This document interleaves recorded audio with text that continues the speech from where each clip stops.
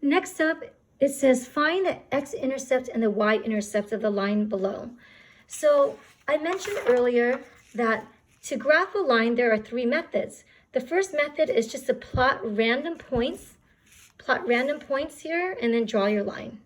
So the second method is going to be to graph or plot the x and y-intercept points. So whereas the first method was just to plot any random convenient points that you want and just connect the dots, here we're going to be plotting two specific points. So the two specific points that we're going to plot are the x and the y-intercept. Well, the question is, what is the x and y-intercept? So the x-intercept, and this is one of the reasons why I really love mathematics, is that the names actually describe what it is.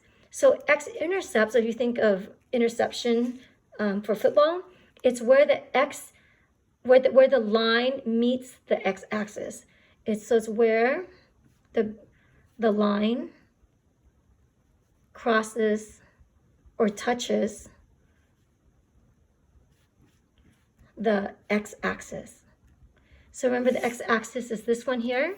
So the x-intercept is where the line crosses or touches the x-axis. So when I look at this problem here, here's the line. Where does it cross the x-axis? It crosses it right here. So this is the x-intercept. And what point is that? Well, that point is -2, right? Or the x-intercept is -2. If you write it as a point, you could write it as -2, 0. And I believe when you are working on ALEKS, I just want to make sure that I'm having you input it in correctly, your answer. Question 7. Yep, so they just want the answer as -2, like that. So next, they ask you, what is the y-intercept? Well, the y-intercept is, guess what?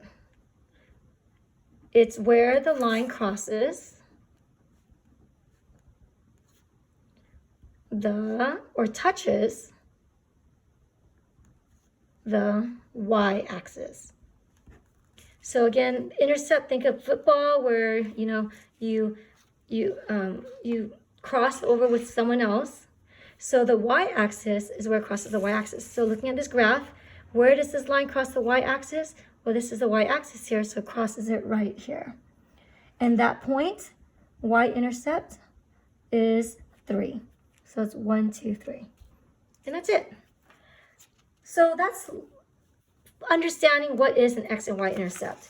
In terms of a problem, it says to graph the line whose x-intercept is 1 and whose y-intercept is -1.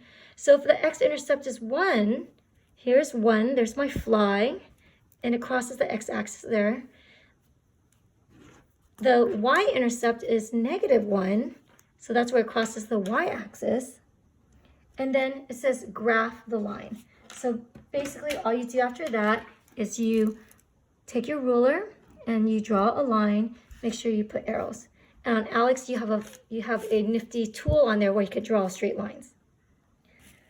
Last but not least, on x and y-intercept, so here is a problem where you are given an equation and they ask you to graph it.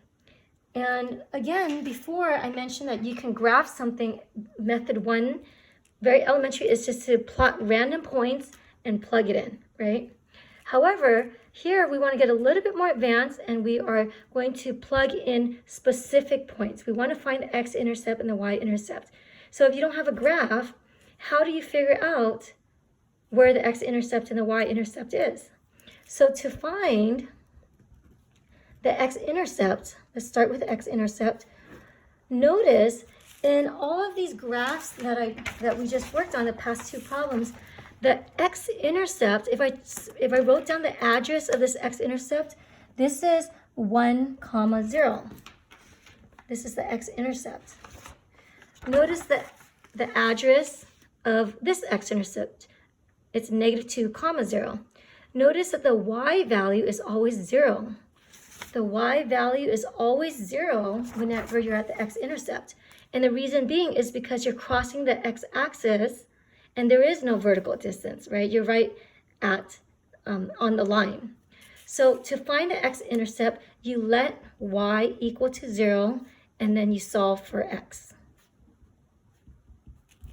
So if I'm going to create a graph here, or a little chart here, I'm going to let y equal to 0, and I'm going to ask myself, well, what is x? And that's going to be my x-intercept. So how do you find out what this is? Well, you plug 0 in for y, and you solve for the equation. So this equation here is 6x minus 4 times y. Well, we said y is going to be 0 is equal to 36. And then we want to solve for x. So we do multiplication first. 4 times 0 is just 0. So 6x minus 0 is equal to 36. I don't need to put the 0 there. I could leave it as is. I divide both sides by the coefficient. So remember, the coefficient is the number that is attached to the x. So I'm going to divide both sides by 6. And as a result, I get x is equal to 36 divided by 6 is 6. So 6 is my x-intercept. So that's going to be right here. So notice this is x is equal to 6 and y is equal to 0. Next up is to find the y-intercept. So to find the y-intercept,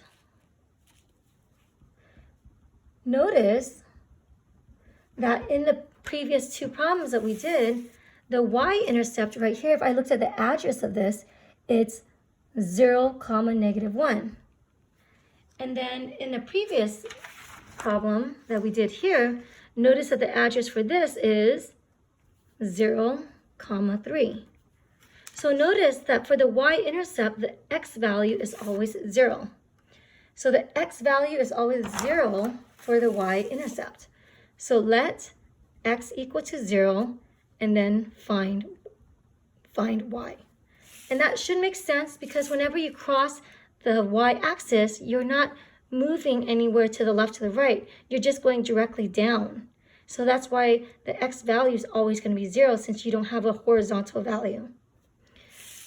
So if you let x equal to 0, you plug 0 in for x. I get 6 times 0 minus 4y is equal to 36.